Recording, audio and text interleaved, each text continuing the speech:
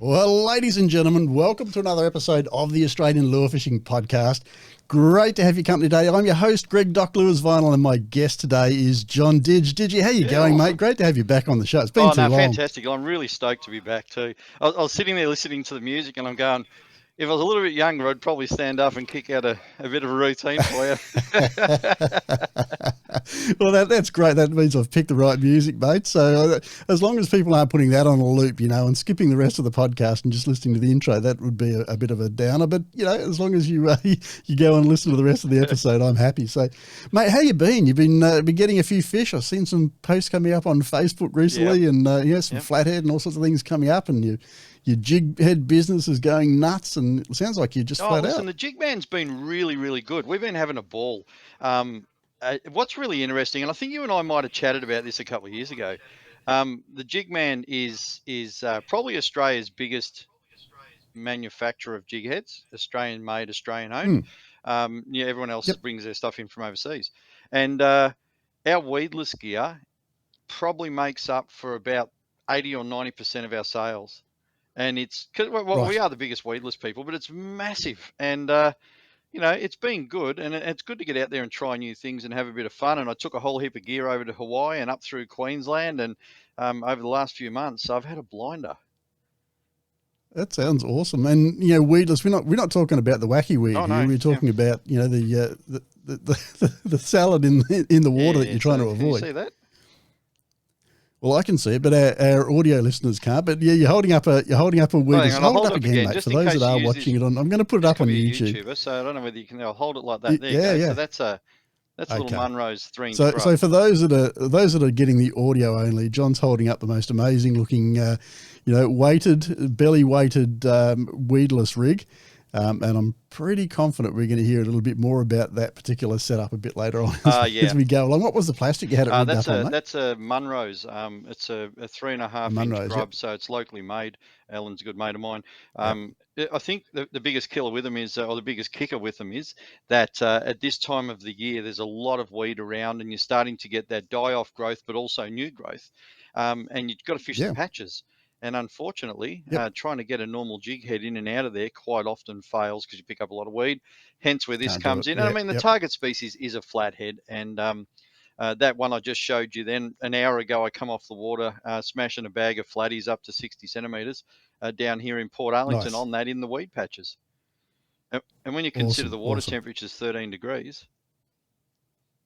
Mate, I can't even contemplate that. I mean, I did live down in Tassie for a while, and I used to snorkel around in those sorts of temps.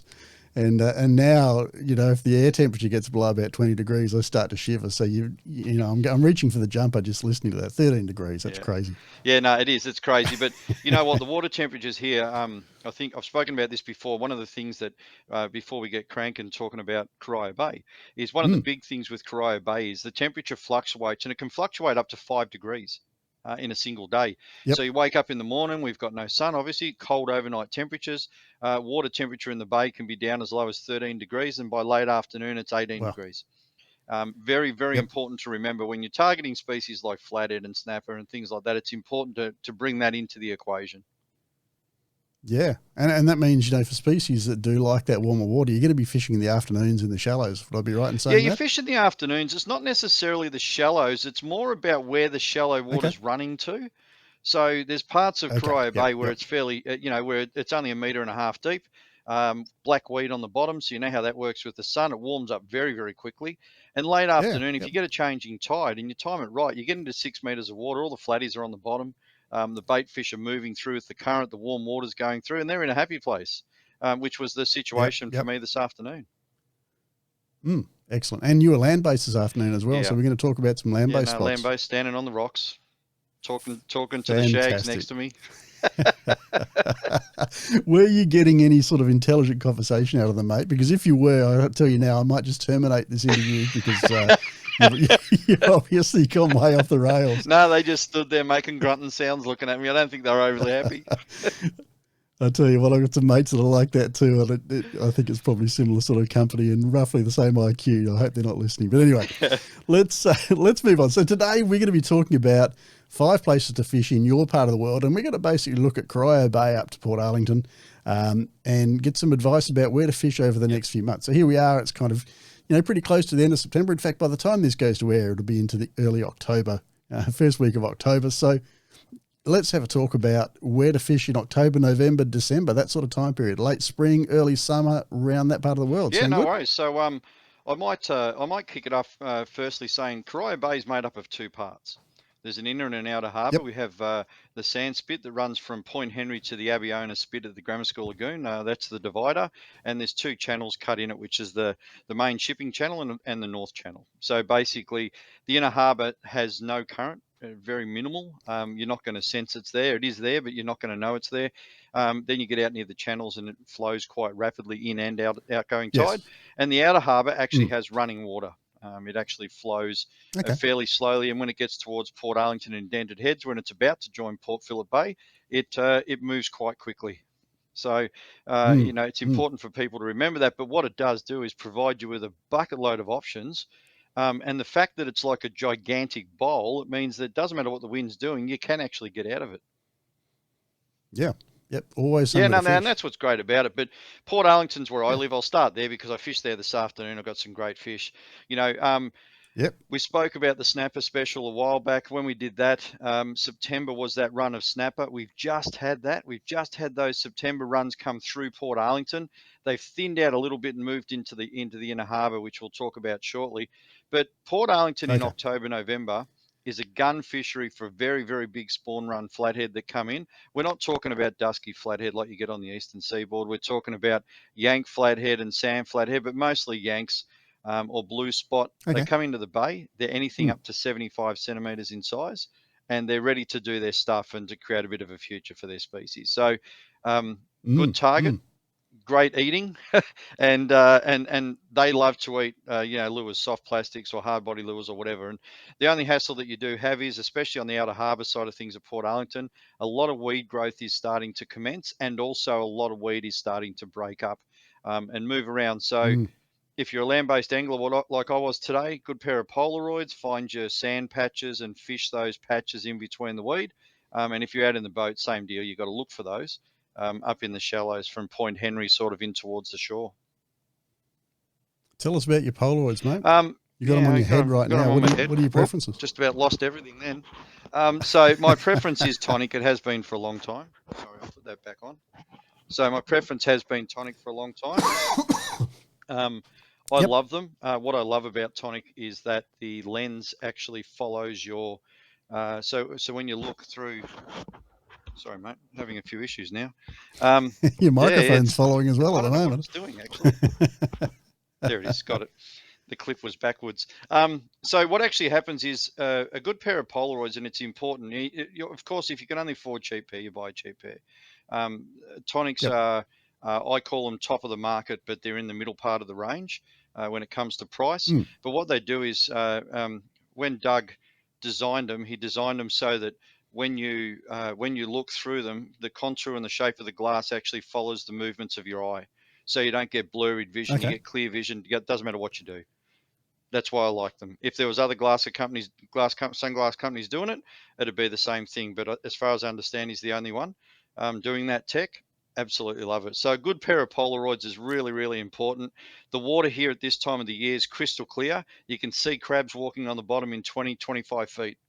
So cold water, exceptionally clear. So a good pair of Polaroids will give you the ability to look into that clearer water in the distance, break the glare, and see where those sand patches are, so you can target a few good flatties. So with a pair of tonics, mate, my vision's going to be so much better. Oh, well, you can get prescription ones too. Yeah, because I was going to say, I've got to tell you, my vision's not real good now, and I'm not wearing sunglasses. So. What about lens colours, mate? Do you have a preference? Oh, listen, I being a bit of an older bloke, I wear the amber lens. And the reason I wear that lens is I find it brightens it up a little bit, and it's a bit easier for me to see through. My mates don't. They use grey lenses, blue lenses, gold lenses, whatever it might be. For me, I just stick to that amber style lens, and it works very, very well. Cool. All right. Now I'm going to steer us back. I've steered us off track here, but I want to talk a bit more about Portarlington. I haven't actually fished that part of the world, mate. So at some stage I'm going to come down there and come knocking on your door. But so tell us about your land-based. Where are the options? You know, where if we don't have a boat, don't have a kayak, want to cast cast a lure around somewhere, where would you suggest? Yeah, no worries. Well, Portarlington's on the southern side of the outer harbour of Corio Bay, right on the tip where it joins Port Phillip Bay. The great thing about here, we have a fantastic marina. We also have a really good boat ramp that has rock walls on both sides of it, so you can go fishing. The marina is close to 1 kilometre long of rock walls, so you can walk a fair distance. Like I said, southern side of the bay, so you can get the wind behind you. If the wind's blowing from the north, you can fish the inner parts of the harbour. What's really, really cool about Portarlington is at low tide, we have large reef platforms and rock platforms that you can actually stand out on and cast into that clearer water. So you can get right out there. Okay. It was the reason for me building the Sosso, which is my weedless jig, was because of this water at Portarlington. I was constantly losing jigs and getting stuck up all the time. So I needed something because the flathead that are in those holes feeding, because they're waiting for the massive numbers of squid that live here. They were just amazing. So I needed to do that. So what you've got is miles of rock platforms, or don't call them rock platforms. Let's just call them low tide platforms. Okay. And the Sosso, is that the one that you just held up a minute ago? Yeah, so the Sosso is the one that So tell us about it. For those that can't see it, describe it for us. What did you do with that jig head that's different from the standard run-of-the-mill? Yeah, okay. I mean, there's a lot of similar jig heads on the market, but what I did was I got a hold of what they call a mustard 28D. In other words, it's a 28-degree bend on the eyelet of the hook, and then it resembles somewhat of a wide gape hook going through the rest of it. But what we did was we spent a bit of time balancing the lead weight on the bottom of it, so it sat in the right spot. So it didn't matter what lure you put on, it always fell horizontally or just slightly forward. By going slightly forward, it gave you a tail action, and by swimming horizontally, it looked like it was supposed to be there.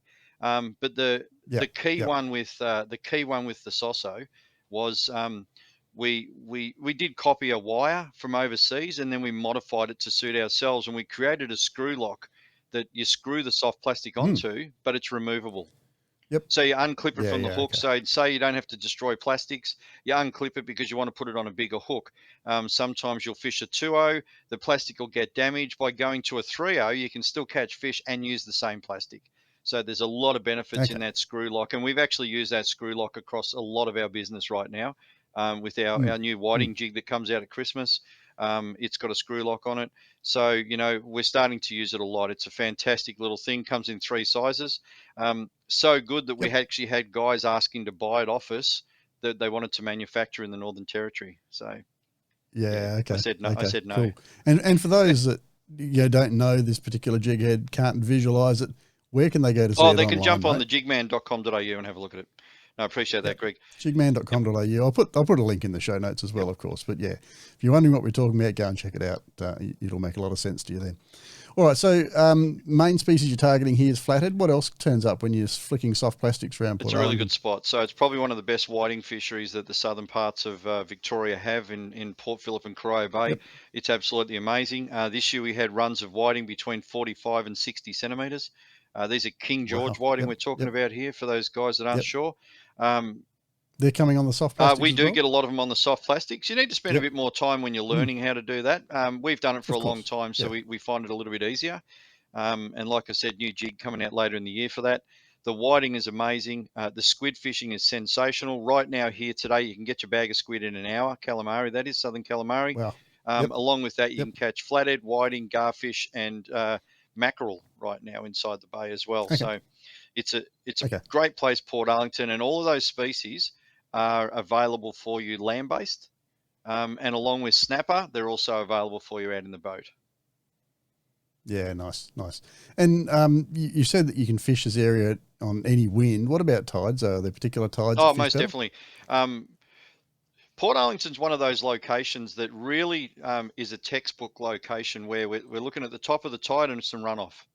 Okay, so if I fish Portarlington, I mean, always go fishing. Don't worry about waiting for the right time because you'll never ever go. Of course. But if I was going to have the prime time, it would be slight wind blow at the last hour of the incoming tide and the first hour and a half of the outgoing tide.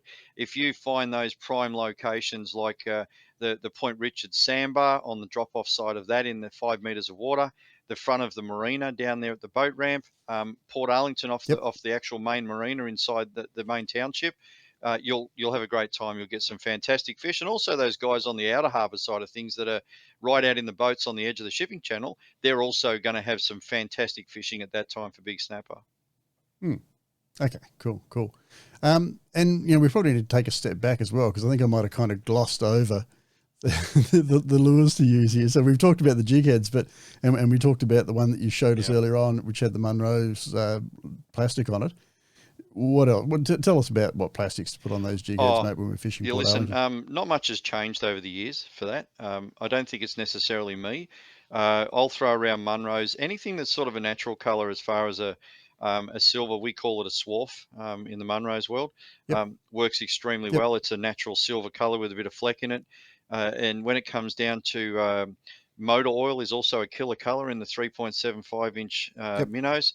But then in the Berkeley Gulp, it's all about a watermelon pearl in a 4-inch Berkeley Gulp, or a new penny minnow is dominant. And the reason being is it looks like a whiting.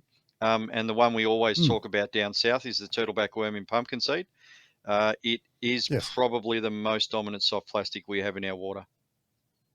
And interestingly, I reckon. Sorry, mate. Interestingly, when I was in Hawaii, I spent 5 days trying to catch a bucket list bonefish, and on the last day, I got 2 on turtleback worms. So, yeah, look, I mean, that's the thing, isn't it? There's so many different lures available these days. But at the end of the day, most people only need a handful. You just need a few that you're confident in, you know how to fish, and under most circumstances, you're going to be able to catch a fish. Now, for somebody else, that might be a different set of lures to what you've just mentioned. But as long as you've got something that's similar and that you know how to use, and you've got confidence in, you're going to catch fish. Listen, totally. When you can use your Kitex, you can use your power baits, you can use your Z-Mans, you can use whatever you want, and realistically you can. I think the key thing here, and it's a really good time to touch on it, because this will cover all the locations we're going to talk about. When you're going slow, go slower. Right? If you think you're going slow enough, the chances are you're not. So we're talking about a short, sharp jig with a soft plastic off the bottom. Get it up off the bottom. Once you get it up off the bottom, just give it some slow motion, so it hovers a little bit before it goes back down. Just ever so slightly. You give it that jerk, it brings the attention of the fish, and slowly moves back towards the bottom. Hence, you don't want to be using gigantic jig heads. You really, when it's rough conditions, 5/16 quarter ounce.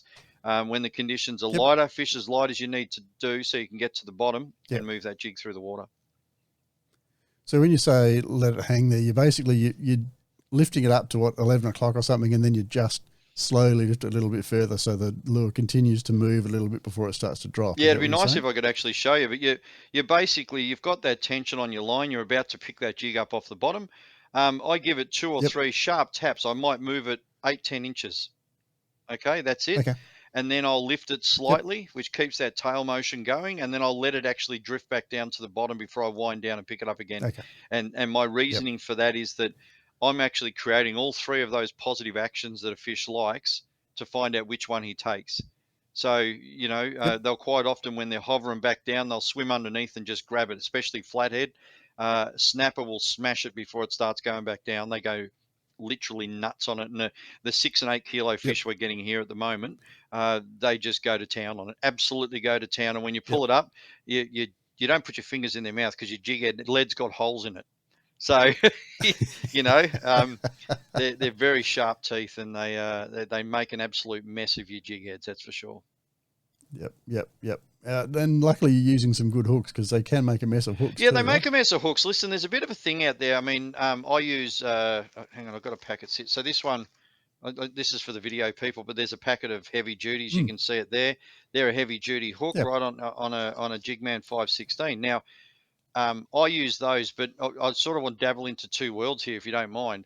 I use a fine wire hook as well, and my mate Paul Mayer and myself, we fish together nearly every day. We've caught snapper up to 8 kilos on a fine wire 2.0, right?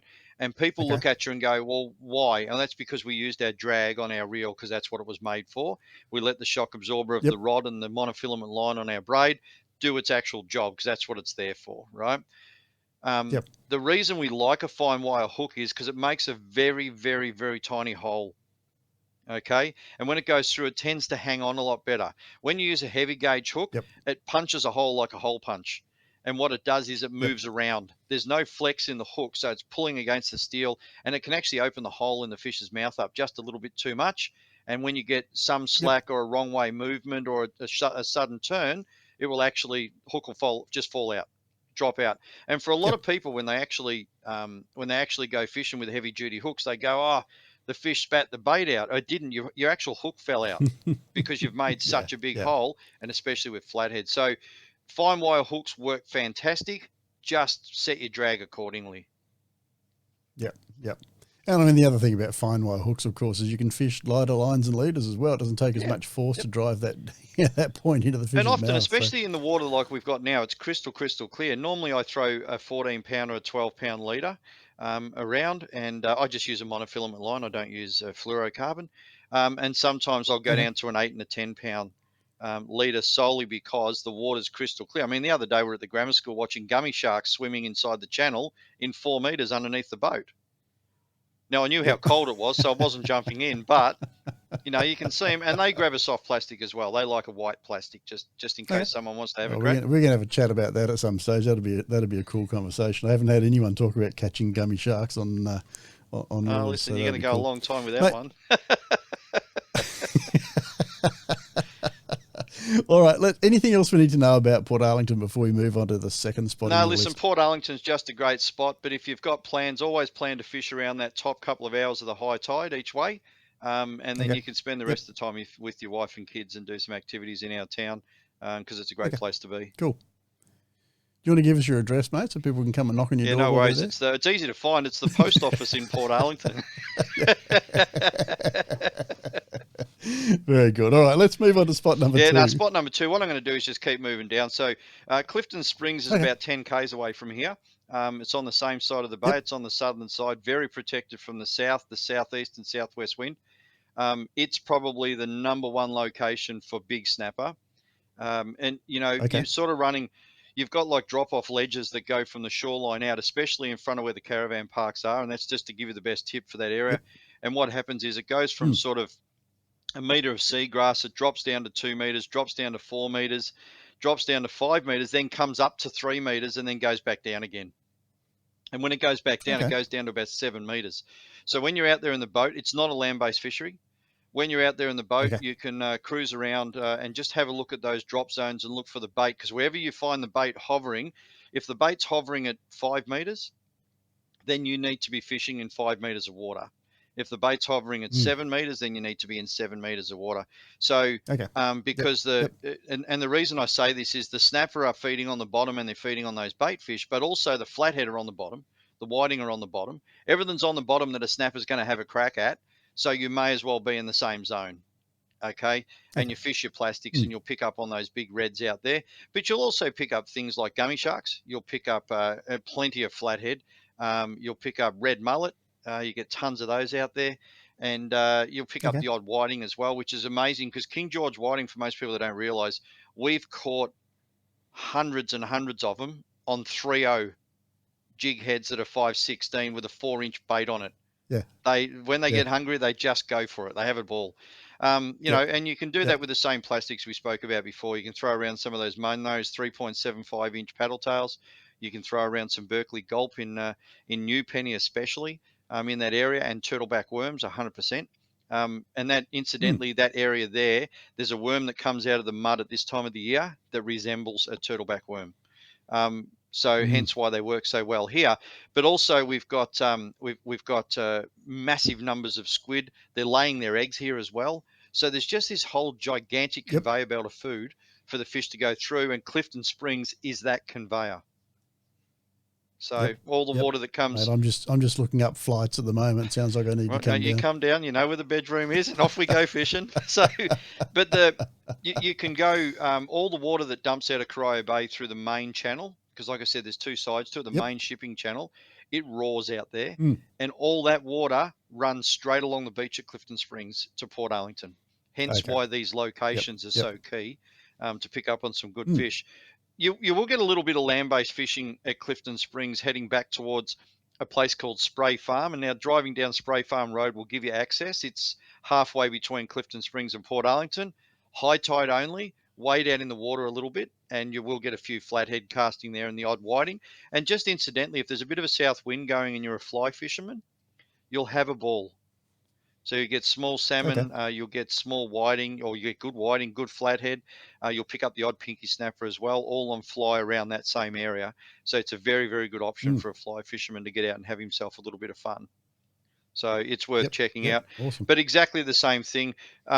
The difference with Clifton Springs is we can fish Clifton Springs at any time, incoming or outgoing tide. It will fish a little bit better at the top end on the outgoing tide, but for the most part, it really makes no difference. Just go out there. If you're going to target whiting, concentrate on 3 to 4 meters in between the weed patches, the sand patches in between the weed, and fish around there. Same for your squid. And if you're going to go for your snapper and flathead, like I said, look for that bait movement and fish that depth of water. So ideal location, cool. Very, very good. Sounds good, mate. I think you've nailed that. I can't think of any questions to ask. You've just fired it all off, and we've got all the information. Anything else you think we need to know? Oh, no, just don't go in my spot. Have you left an X there, mate, so we know where your spot is? Said a couple I'll tell you what. Why don't you give me all your marks, and I'll make sure that nobody goes to those spots. I'll publish them so people know not to go there. Listen, I'll give people. I said to you before that off the caravan parks there there's a suburb called Leopold, which is just at the edge of Clifton Springs. Yep. And there's a couple of caravan parks down there, Pelican Shores and Sands. Straight off those, have a look on your Google. I don't mind telling people, go straight off those and start in 5 meters of water and look for that bait. You will find some snapper in the turning area out off the main channel in front of Clifton Springs. But I'm telling you, the ships go through there. People line up in there. They all get in the channel chasing these big snapper. We come in from the channel about 500 meters, nail our fish and go home. So don't get in the channel, because the fish that are there, they're not in the channel. They're feeding up on the top edge of the channel or waiting for the food to run off from the 6 meter mark to the 9 meter mark. All right. So don't get in the channel. We're not really. So you write that down, mate. You got that one? I've written that down. Yeah, I'm actually recording it, you know. Oh, really? Just in case you're wondering. All right, mate, let's move on to spot number 3. What have you got for us listen, now? We're going to move inside a little bit. I want to feature a location that's really dominant for the land-based angler. Cool. The Geelong waterfront is something that gets forgotten about. It's we call it the Gold Coast in Geelong. Palm trees and everything. They tried to replicate the Gold Coast in Geelong. They've done an amazing job. It looks fantastic. But what it is we've got a whole series of jetties and rock walls and places like that. And we've got this brand new thing called a wave augmenter. It's called Wang and Walk.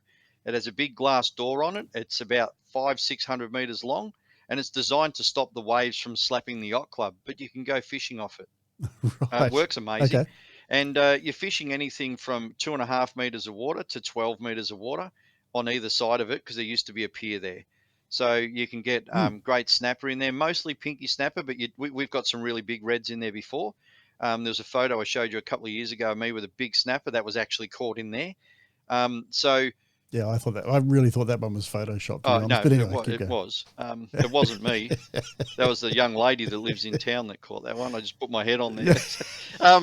But you can get great fish up there. Fantastic flathead. It really is a tidal thing, though. You need to focus on that incoming tide, top end of the tide, a little bit of the outgoing, but it really is mostly the incoming tide that's going to be dominant there for you. But as far as land-based goes, you've got the waterfront itself. You can go down towards Eastern Beach, which is on the other side of the eastern side of the yacht club, but you can also go all the way around in the other direction, right around to Griffin's Gully. So we've got pretty much a 3.5 kilometre stretch of water that can be just about all land-based fished.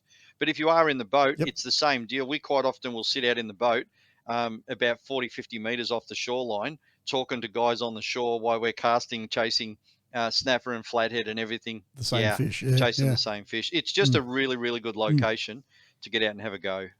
Fantastic. Okay. I'm going to tell you now that your baits are exactly the same. There's no change at all. The one big difference here is that we have large numbers of snotty trevally which are a target on turtleback worms. I'll get to that in a second because it's a specialized target. But we also have brim and trevally that move through this area, and that's where your grubs will come into it. Your 2.5-inch Munro's grub in motor oil or a Z-Man motor oil. It really is about the motor oil when it comes to that area. And there's a few other colors you can try, but really the motor oil will dominate. I think we've talked about that before. Anywhere in Australia, motor oil's dominant. So there are parts of Australia where it's illegal not to have a motor oil grub in your box. So that's what you're going to find there. Just incidentally, while we're talking about this stuff too, and I did skip it from Port Arlington, but as we're going down here, some of the reef structures and the piers and jetties and so forth, through everywhere I'm talking at the moment, we have some of the biggest brim in Australia. To catch brim here at 48 and 47 centimeters is actually common, right? So, my mate Paul Mayer just fished a reeling in brim competition. He had 5 fish he caught, and everything was between 43 and 46. So they are, they're dominant. You just got to find them. But when you find them, change techniques. Go to your smaller grubs, lighten your lines down a little bit. Not too much because you won't get them out of the structure because they go pretty hard, big black brim. But just worth adding that one in there because they are a fantastic species to target. Also, the one I wanted to go to is at this time of the year now, waiting for the run. We've already had our winter run. We've got one more run now before the water warms up too much, and that's our snotty trevally. Snub-nosed trevella, whatever you want to call them, but the snotty trevally, when they come in here, they range in size from about 25 centimeters long to about 45 centimeters long, and it depends what schools come in. Easy target on soft plastics. There's a couple of tricks here that you need to stick with. Use a turtleback worm, number one, but what you do is you use it on a size 1 hook, and you a small jig head, so let's say a 1/8 or a 1/16 jig head, and you cut the worm down so that the hook comes out of the worm halfway, right? Traditionally with soft plastic fishing, anything that's about 1/3 to 1/2 is really, really good. Okay. Maintains the action, and you've got a really good hookup rate. In this situation here, what they do is they actually suck it in, and then they take a second suck at it, and that's when the hook goes in. So what you want to do is you want to make sure the hook comes out about halfway down the worm, but we're not twitching or jigging the worm. What we're doing is we're throwing it out. We're locking up the line to allow it to slowly drift to the bottom. And then once it hits the bottom, we wind it ever so slow, one turn every 4 or 5 seconds. And what will happen is that's how we search for snotties. And then when you see them, and you can do this both land-based and out in the boat, when they are there, you quite often can't see them. You can see something on the sounder maybe. What you'll feel is you'll feel these little taps, ever so slight taps. That's the snotties. Just slow it down a little bit more. Jump on board, pound for pound, great fighting fish. They go off their nut.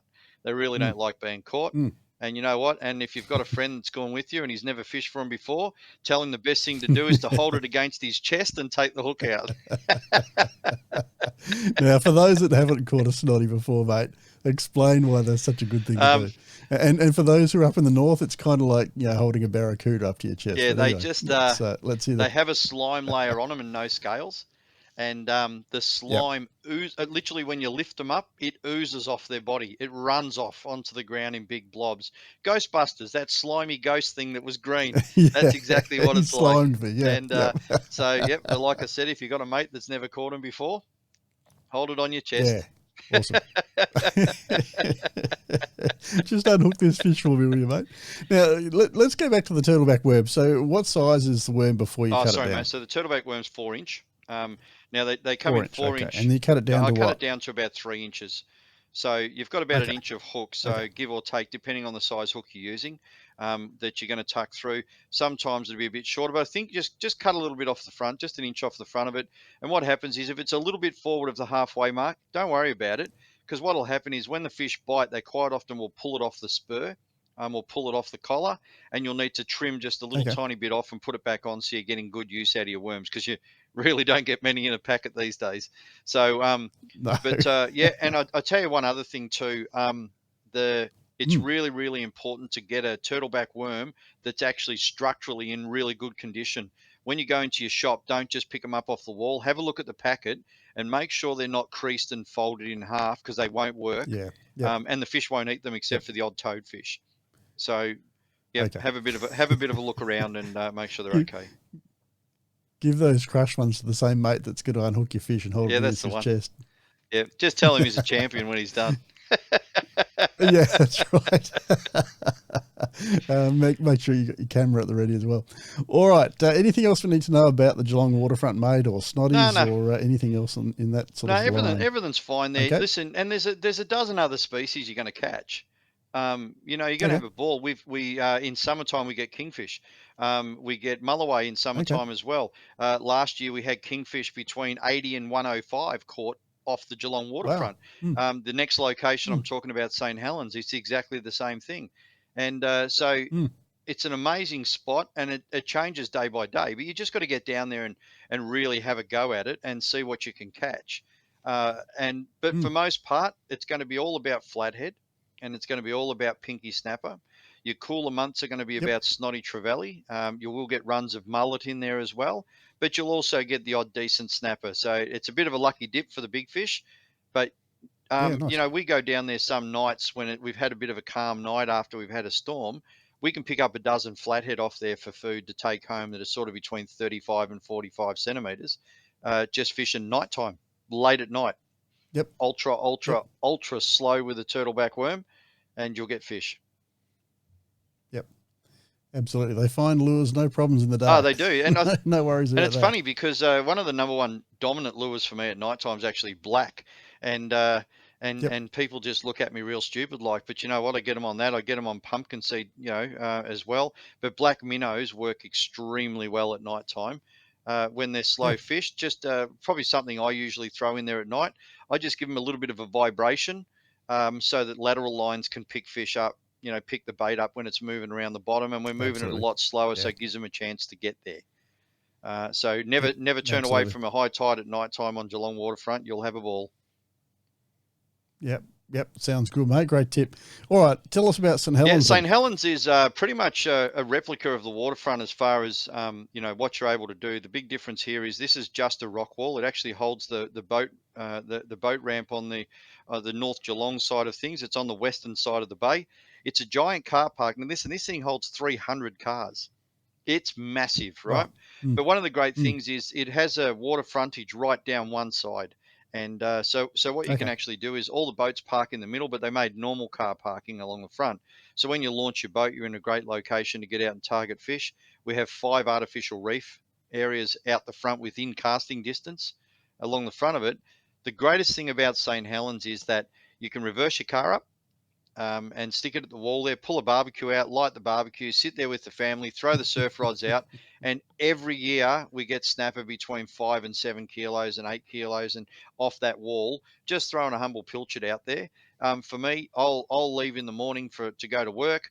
If I'm running a bit early, I pull up and I'll throw plastics for 10 minutes off there. I always get a couple of flathead off there as well. It is a little bit of a hit and miss location, but you will get good flatties. You will get good snapper off there. Occasionally the odd ludric when the schools come through. At the moment off the front of there, we've got massive schools of salmon up to about 2.5 kilos. We know how to catch those. These poppers, plastics, baits, doesn't matter what you throw, metal slugs. You'll get a heap of fish off there, and it's an absolute ball when they come in. It's a wonder that the rock wall doesn't tip over because every man and his dog runs to one corner when the school shows up. We just stand there and wait for it to move through. So a great location. Cool. Listen, if you're taking the kids down there, there's a playground there. There's a bit of parking. There's a toilet block there as well. It really is a very, very good location for the family to go do some land-based fishing and just sit in the car park. They've got rod holders in all the timber bollards right along the front, so that you can put your fishing rods in there while you're fishing. Yep, you don't have to put your cup of coffee down while you're fishing. No, well, quite often Paul and I will go down there with a couple of mates in summertime, and we'll throw out a few baits, and we'll sit there and have a barbecue, and sit on the back of the tailgate. We do these sorts of things on Australia Day because it's too hard to be out on the bay. There's just thousands of yachts, so we'll sit down there and we'll just have a relax and watch the festivities. It's just an amazing place. So you'll find that in North Geelong. It's called St. Helens Boat Ramp. And you'll find that. And anyone that wants to have a look at it, you can actually pick it up on Coast Cam. So we've got cams down there as well. And the Coast Cam actually shows you the car park in the water. So you can check that out during the day. And there's another one over at Limeburners, so you can check out what's going on the southern side of the bay as well. Okay, cool. Now with Geelong Waterfront and St. Helens, wind, is that an issue? Can you fish them on any winds, or listen, they're good winds and bad winds? Anything that's north and anything that's east is going to be trouble for you. Geelong Waterfront is so Geelong Waterfront's on the southern side of the bay. So anything that's got a south in it, an S in it's going to be pretty good.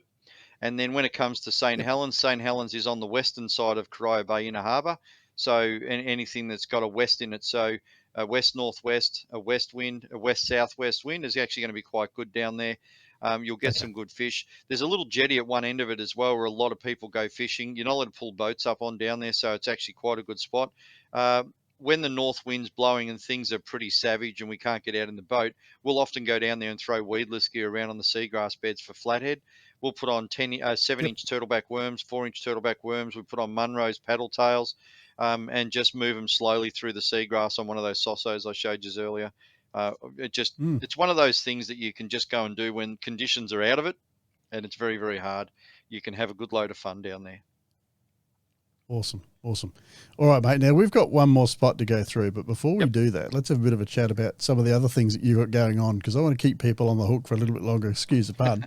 But I do want to talk about the Jig Man. I want to talk about your podcast. I want to talk about any sponsors you might have as well that you'd like to give a shout out. So let's start with the Jig Man, mate. So you've mentioned, you've teased us already by saying there's something coming out for the whiting in the near future. Oh, we've actually got a heap of stuff coming out. So we've done a lot of catering for the bass market this year in Queensland, and so what we've done is we sort of listen to what guys have to say, and I'm nuts. I just go out and try anything and everything.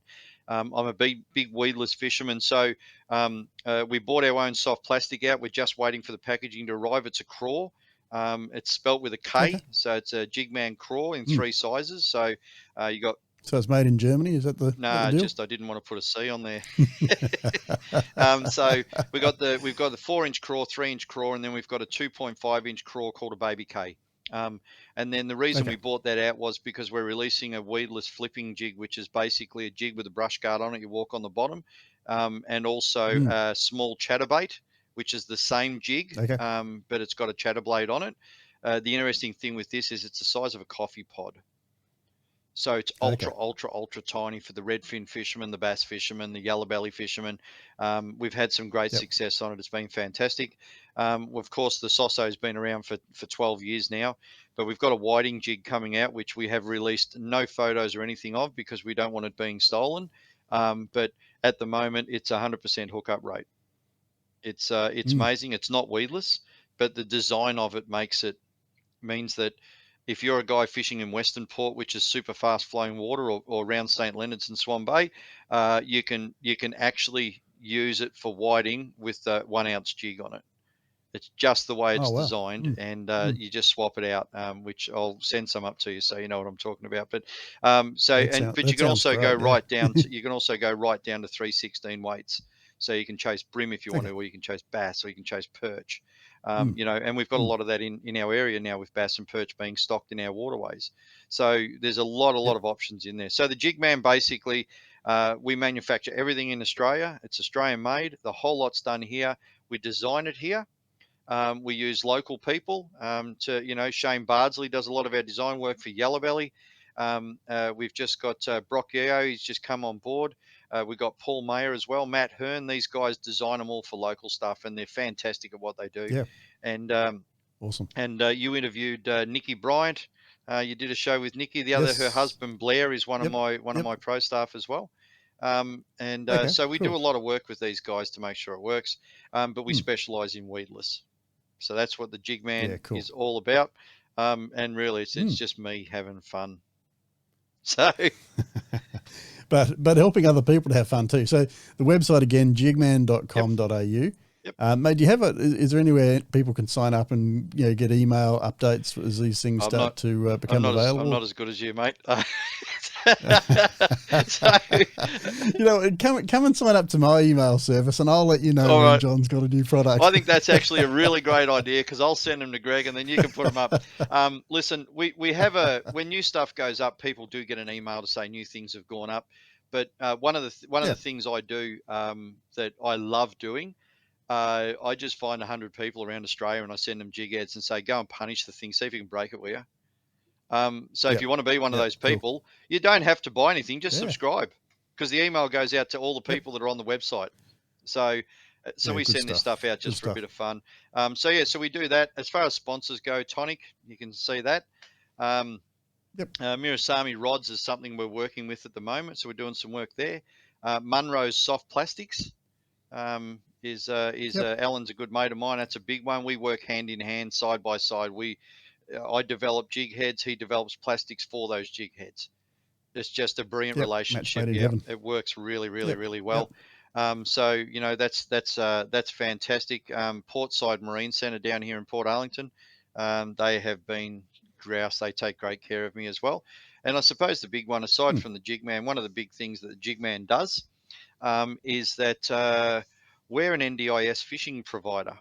So one of the big things that my partner Joe and I have done is we've started to help people with disabilities, whether it's veterans, intellectual disabilities, physical disabilities, to be able to get into our sport. The more people that do our sport, the better off it's going to be for everybody. It's just a fantastic. So we do a lot of work. So if you're out there and you have an NDIS support program and you want to go fishing and you're down in the Victorian region, get in contact with us. You can get us through the Jigman, and we'll be able to guide you in the direction so we can go do some fishing together.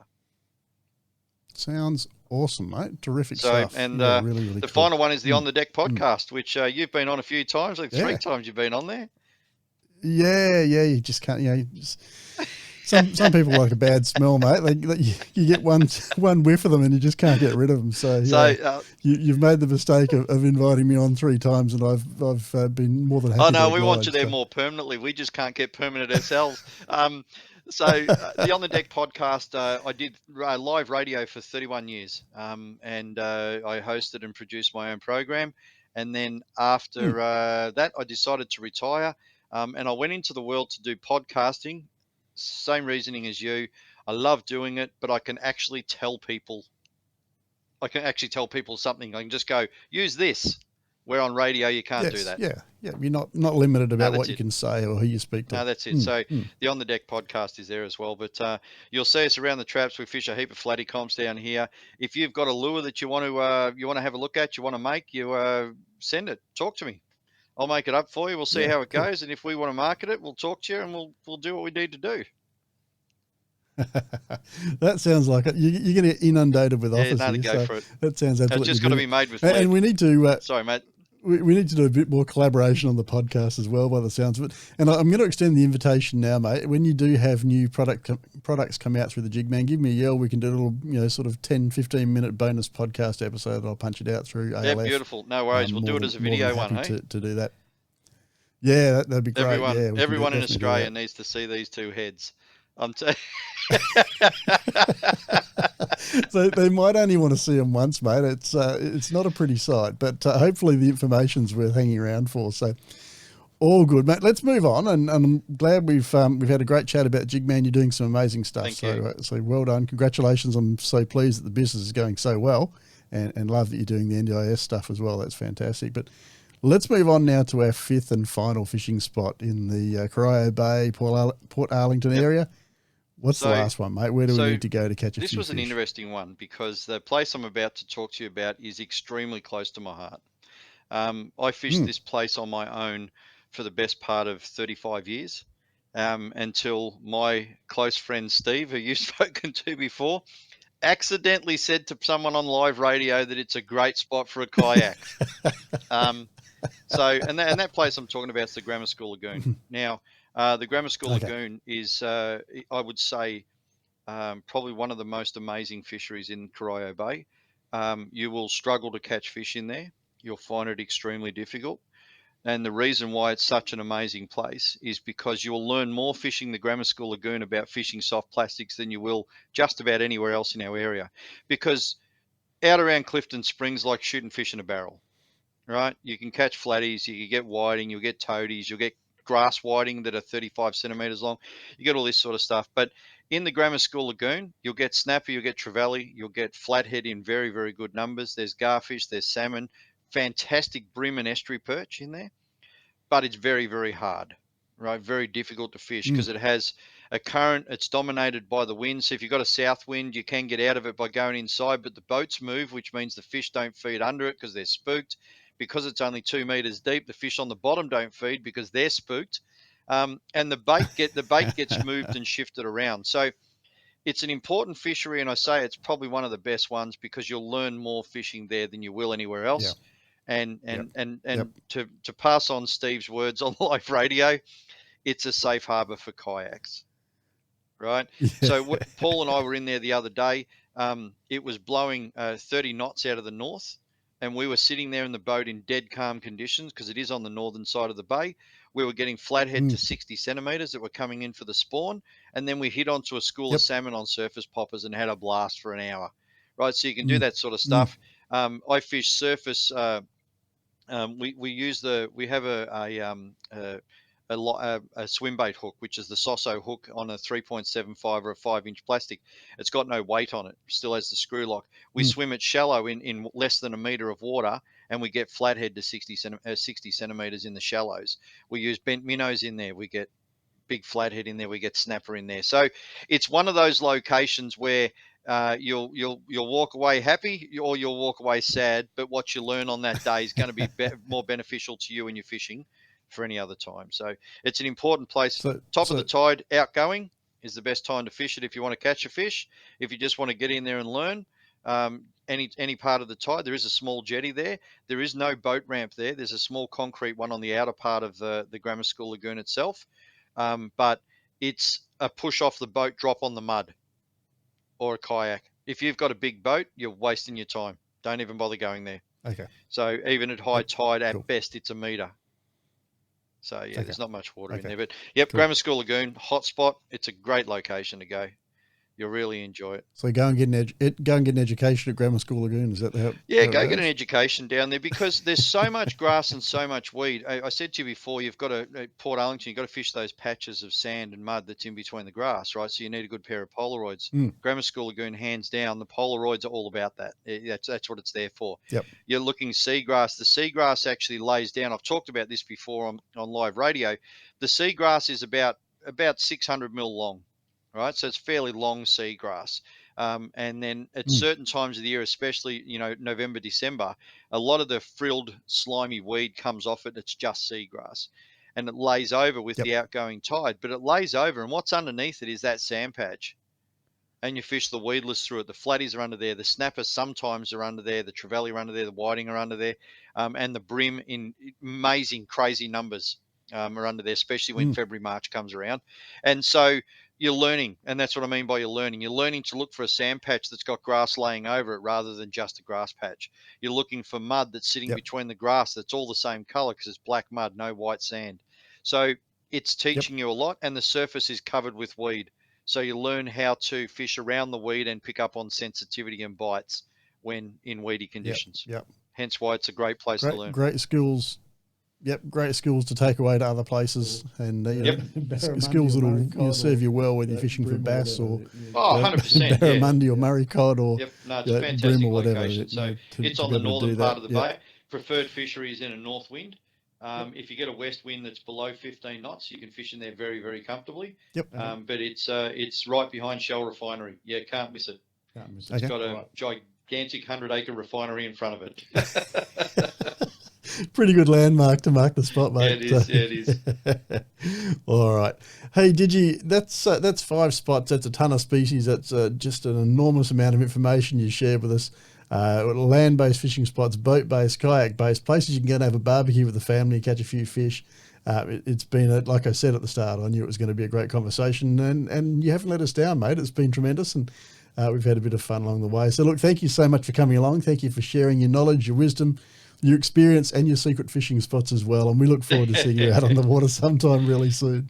No, I love it, mate, and I'm always happy to come back on board. We've got fresh water, we've got everything to talk about yet.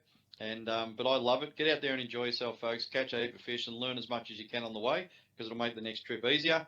For those people that are in Vic in late October for the boat show, I am on stage Saturday and Sunday talking plastics.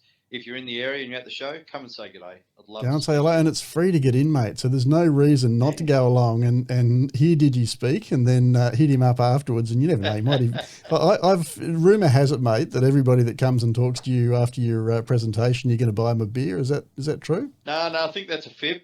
They could end up with a packet of jig heads, though. Go and get a packet of jig heads and some really good advice about how to use them. What dates in October?